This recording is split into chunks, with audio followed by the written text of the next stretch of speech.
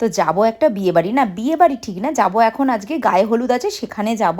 তো সেই জন্য রেডি হচ্ছিলাম, শাড়িটা মাই আমাকে পরিয়ে দিচ্ছিল। তো মাকে এখানে বললাম, ক্যামেরার সামনে মাকে দাঁড় করিয়ে দিয়েছি।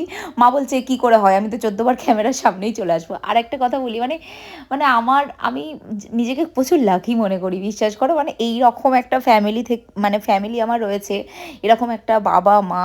আমার মা তো ভীষণ ভীষণ ভালো, মানে মানে আমার মা নেক্সট লেভেলের। মানে প্রত্যেকটা মেয়ের কাছেই তার মা আলাদা, কিন্তু আমার মা আমার কাছে অনেক মানে আলাদা টাইপের। দেখো আমি, অনেকেই অনেক কিছু বলে, যে বলে না যে অনেকে অনেক কিছু বলে, কিন্তু দেখো আমার কাছে আমার মা বাবা কেন আগে। আমি এমনও এত রাগ দেখাই, এত কিছু বলি, তারপরেও আমার মতো মেয়েকে আমার মা এত কাছে টেনে নেয় যে কি বলবো।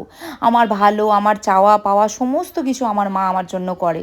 তো সেই জন্য মা আমার কাছে আগে। আমি মাকে অনেক কিছু বলে ফেলি, রাগে মাথা গরম করে ফেলি, কত কি বলি, কিন্তু এই মাই কিন্তু সব মানে মানিয়ে নিয়ে আবার আমাকে কাছে টেনে নেয়। আমার খারাপ সময়ে যেভাবে আমার মা আমার পাশে ছিল, তাই আমার মা সবার আগে, সবার আগে আমার মা। আমার মাকে আমি মনে করি আমার যা আয়ু আছে আমার মাকে লাগুক, আমার মা সারা জীবন ভালো থাকুক। আর আমি আমার মায়ের মেয়ে, মাকে আমি আমার সিরিয়াসলি বলছি, আমি মাকে কত কি না বলি, কিন্তু মা বিশ্বাস করে এই যে এখন রেডি করে দিচ্ছে, এর আগেও মায়ের সাথে আমার টুকিটাকি নিয়ে ঝগড়া হয়েছে, কিন্তু তারপরেও দেখো এত সুন্দর করে রেডি করে দিচ্ছে। তবে হ্যাঁ, আমরা না কিছু মনে রাখি না। তো যাই হোক, এখানে মা আমাকে রেডি করে দিচ্ছে আর বলছে তুই অনেক রোগা হয়ে গেছিস। আমি জানি না গো, আমাকে যদি রোগা লাগে তোমরা একটু বলো তো যে আমাকে রোগা লাগছে কি না। তারপর এখানে দেখো বোনকে ডাকছে, ভাইকে ডাকছে, যে দেখ একে কেমন লাগছে।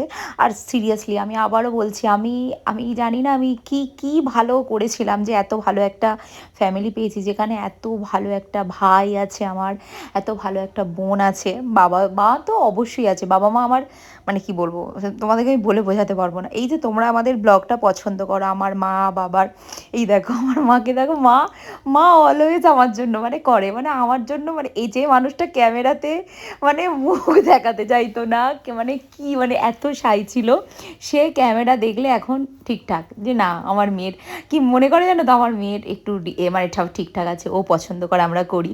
আর এখানে দেখো আমরা সবাই মিলে, এরা হচ্ছে আমার লাইফ, এরা আমার লাইফ, মানে আমার ভাই, আমার বোন, আমার বাবা মা, আমার হাজবেন্ড, আমার মেয়ে, আমার লাইফ। এরা ছাড়া আমি একদম শূন্য, জিরো জিরো।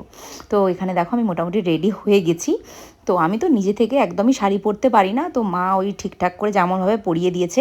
আর আমার ব্লাউজটা এত সুন্দর করে তৈরি করা হয়েছে, দেখো পেছন দিকটা আমার মা কিছুতেই দেখাতে চাইছে না, রেগে যাচ্ছে। তো এই যে দেখো পিঠটা কেমন হয়েছে অবশ্যই বলো, এই ডিজাইনটা আমার খুব পছন্দের একটা ডিজাইন। মা কিন্তু রেগে যাচ্ছে, মা বলছে পিঠটা অনেকটা কাটা হয়ে গেছে। আর এই যে আমার মায়ের ছেলে, মা মায়ের ছেলেকে নিয়ে খুবই চিন্তিত, খুব ঠান্ডা লেগেছে। আর এই যে মা কেন চাপা দিয়ে দিচ্ছে জানো ওর গলায়, মানে টুপিটা, মায়ের চুল কাটাটা মা ও মানে পছন্দ হয়নি। আর এখানে কি বললো আমি জানি না, ভয়েস ওভার দিচ্ছে। এই যে দেখো মা মায়ের ছেলে বলছে একটাই ছেলে আমার। আমি বলছি না আমিও আছি, বলছে দুটো মেয়ে আমার। হাসিও পাচ্ছে, কি ভয়েস ওভার দেবো, হাসি পাচ্ছে আমার। তো যাই হোক, এই যে আমার মায়ের জন্য সবাই সবাই সবাই খুব খুব দোয়া করো, আমার মা যেন খুব ভালো থাকে, সুস্থ থাকে, সারা জীবন এরকম হাসি খুশি থাকে।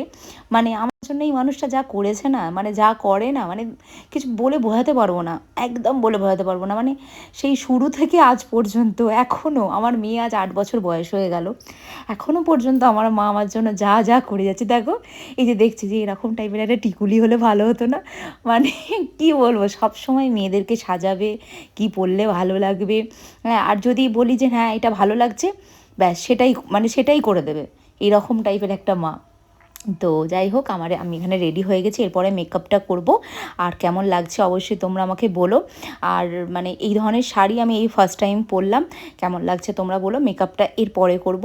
আর একটা কথা, আমার ভিডিওগুলো দেখতে কেমন লাগছে বলো। তো আমি এখানে রেডি হয়ে গেছি, শাড়িটা পরা হয়ে গেছে, এরপরে মেকআপ করার সময় তোমাদের সাথে দেখা হচ্ছে। তো চলো টাটা।